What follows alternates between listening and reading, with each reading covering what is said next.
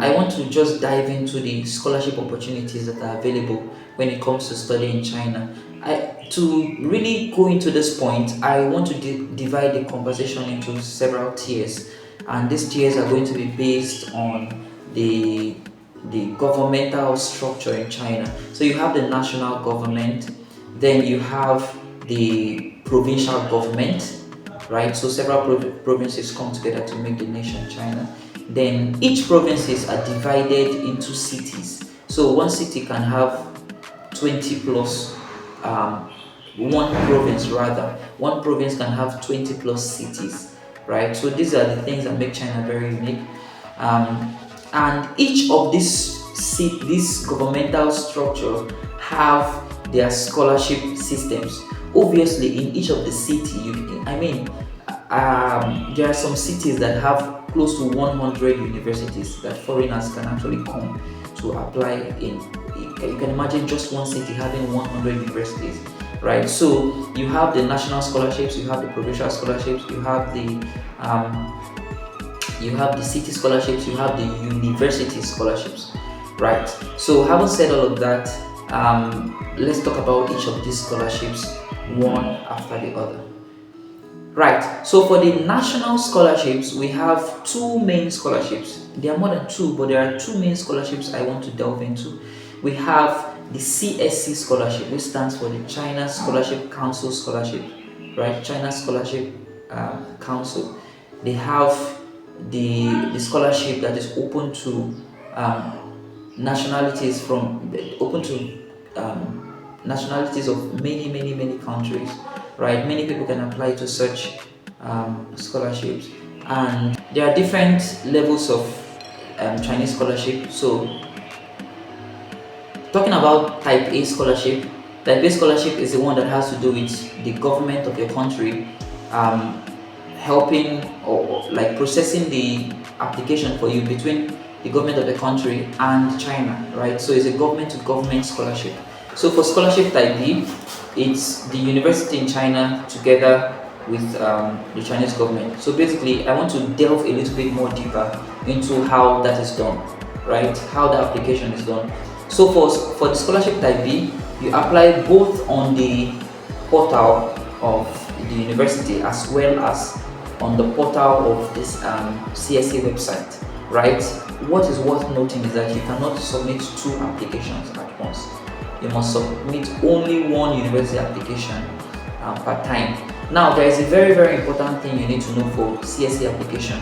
Every university in China that is CSA eligible actually has a code. They have what is called an agency code. So while you're applying on the CSA website, what you need to do is that you're going to need to get the agency code from the internet. Then you input that agency code on the CSA website, then to generate the name of the school, and then you do all the application. In a subsequent video, we're going to try to see how we can show you step by step how to apply on the CSA website, right? So let's leave that for now.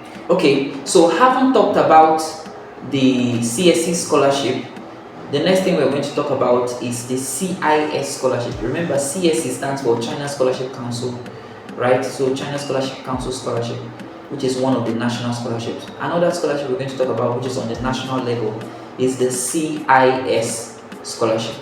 Now, for the CIS stands for Confucius Institute Scholarship. Confucius Institute is more like an institute that is set up to help people learn the Chinese language, either for them to become Chinese maybe translators or Chinese teachers, or generally to learn the language to a certain level and to be able to teach people Chinese as a second language and all of that. Right. So the CIS scholarship, that is the Confucius Institute Scholarship, has a similarity with the CSC in the sense that you also apply on the university website and you also apply on the CIS website. Remember, CIS website is different from the CSC website. CSC can allow you to apply for different courses, but CIS is largely for the Chinese language. So this is something that is critically important to know.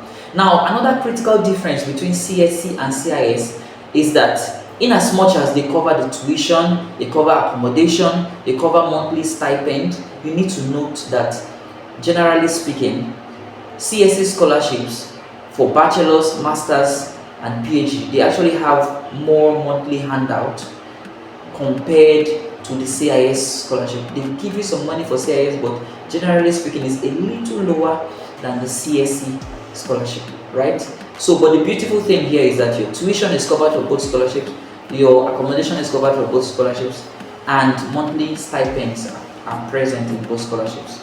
Having said that, I just want to chip in something a little bit before we move to the provincial scholarships, which is the next tier of scholarships, right?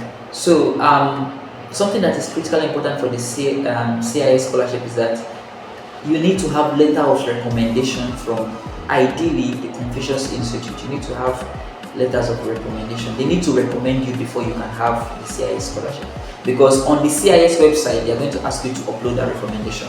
So in order to get that, one key thing that will be critical for you to have is for you to actually go and attend a Confucius Institute in your home country. And if you get good scores, naturally speaking, they should be able to give you a recommendation letter that you're fit to come and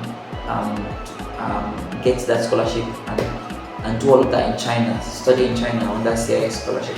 Right, so let's move over to the provincial scholarship. So for the provincial scholarship, it's now on the provincial level, so not on the national level anymore. So each provinces have their own provincial scholarship, and it's worthy of note that different provinces have different awards that they give.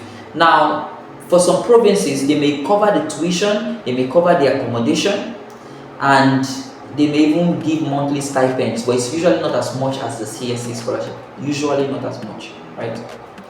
Now, some provinces may not cover, they may not give you monthly stipends. Some provinces may not even give accommodation coverage, right? While some other provinces might actually categorize it level by level, right? So they might have the highest grade that has all of that, then some levels that may not have that.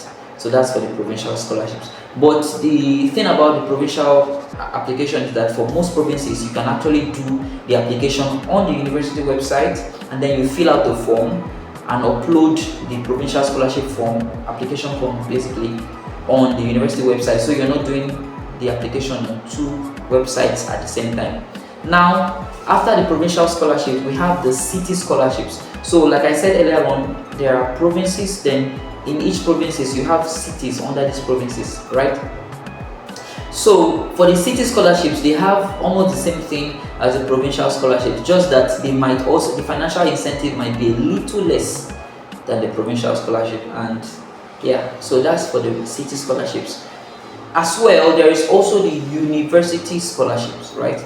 There is the university scholarships. For the university scholarships, it's worthy of note that they may also categorize the scholarships depending on, maybe the brightest students and all of that, and they have different amounts. But typically, generally speaking, it may not be as much as the provincial, it may not be as much as the city when it comes to university scholarships. So yeah, that's that for that.